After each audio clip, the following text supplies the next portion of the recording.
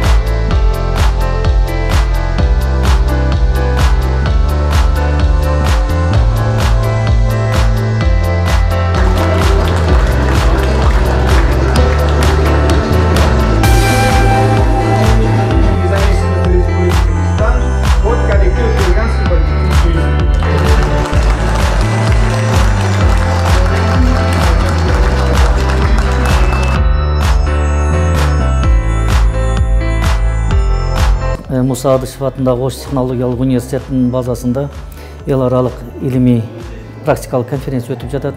Бұл конференцияны қоғамдық илимдер кафедрасы тарағынан ұйышылып, илими практикалық конференцияның іс-шарасына Өзбекстаннан, Тәжікстан, Азербайджаннан, жана Қырғызстанның бүтіндей бұлың бұрчынан илимпоздар келіп қатысып отырады.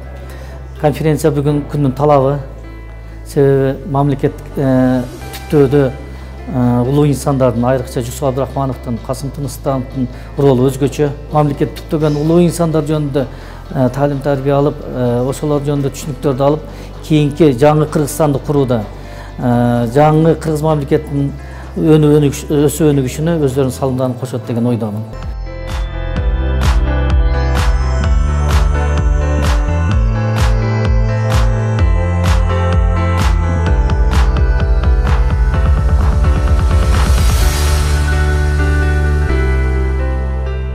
Albatta bizdagi o'tkazilayotgan konferensiyalar bilan bu konferensiyalarni solishtirganimizda juda o'xshashliklari ko'p. Chunki maqsadimiz bitta. Maqsadimizning asosiysi bu raqamli iqtisodiyotga o'tish munosabati bilan industrializatsiya deymiz.